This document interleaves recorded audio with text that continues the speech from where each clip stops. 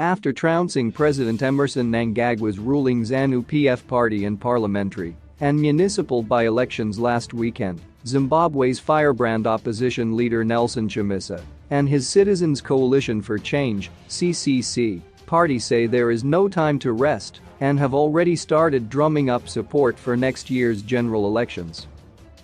By Frank Chiko or other opposition parties are also on the vote-grabbing trail in the countryside.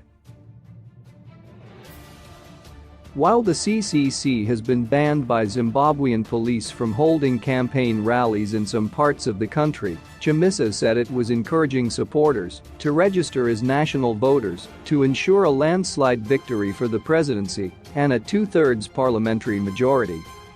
Every Zimbabwean must register to vote so we can complete the change in 2023.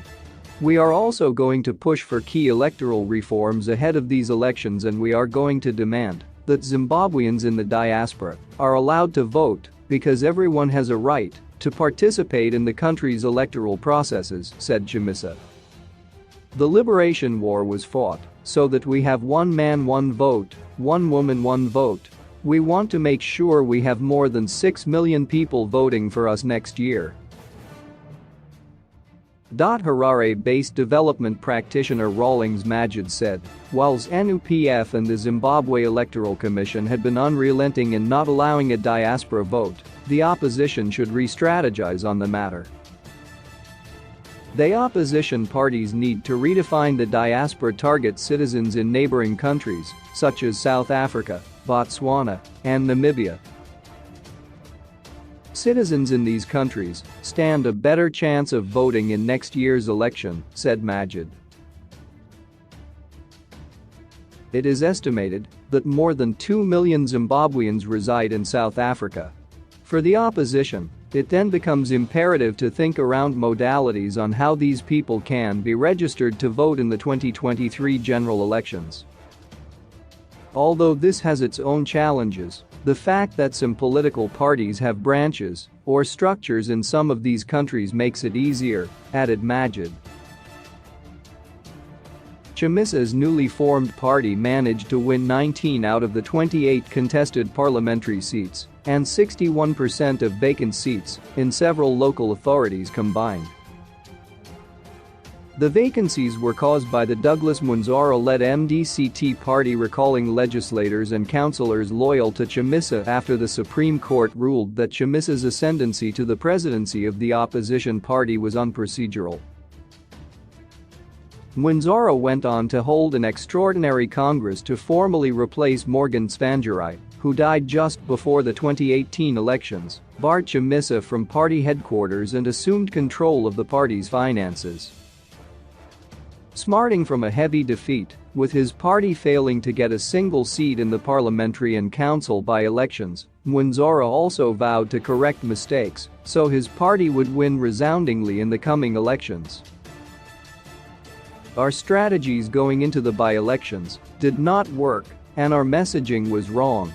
We are going to convene meetings of all organs of our party to reflect on what went wrong and to rejuvenate our structures so that we will have an overwhelming majority come next year's elections, said Mwinzara.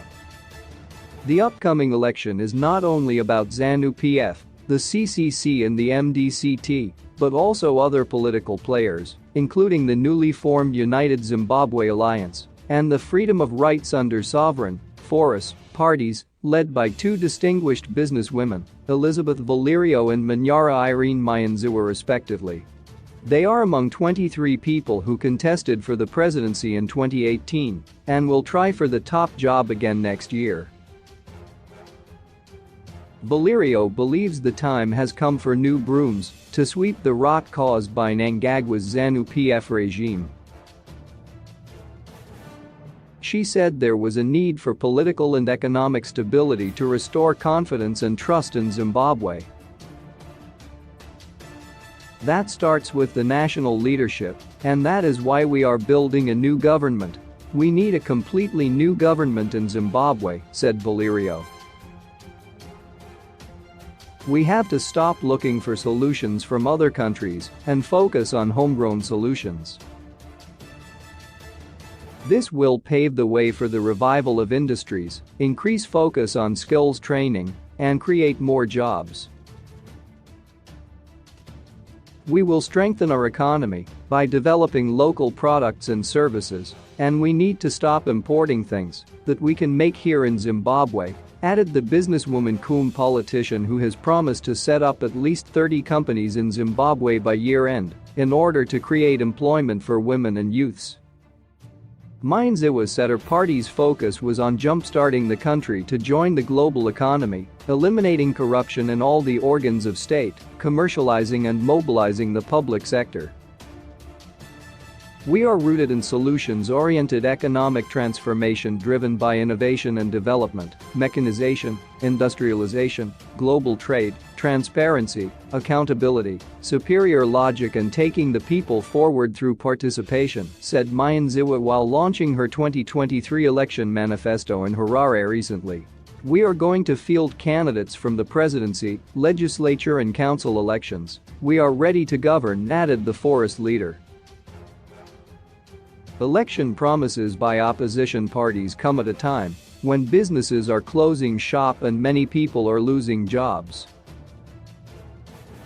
Mnangagwa, who came to power in November 2017 in a military-assisted transition, said his government would rejuvenate the country's economy by attracting foreign direct investment through his international re-engagement drive after years of international isolation under the Robert Mugabe administration. We are friends to all and an enemy to none. Zimbabwe is open for business and we will rebuild our country brick upon brick. We have noted phenomenal recovery of the mining sector, where investors have trooped in and revived abandoned mines. Going forward, let us deploy the mining sector's capabilities to propel the realization of our country's Vision 2030, the United Nations Sustainable Development Agenda, and the African Union with regards to improving the standard of life of our people, said Mnangagwa.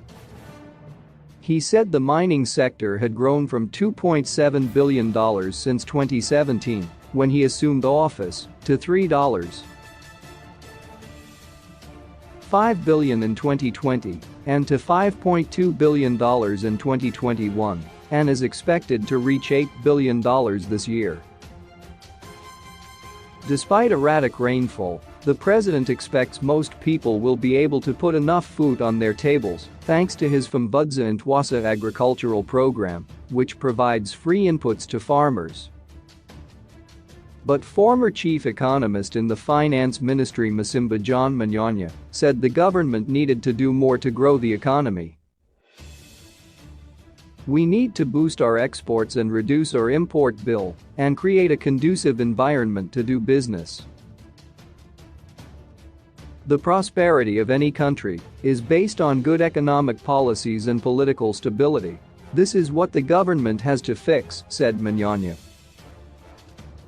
Zimbabwe is not spared fallout from the Russian invasion of Ukraine.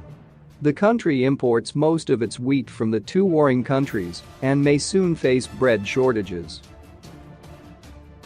Authorities have already hiked the price of fuel as a result of an increase in global oil prices, leading to local businesses adjusting prices of goods and services.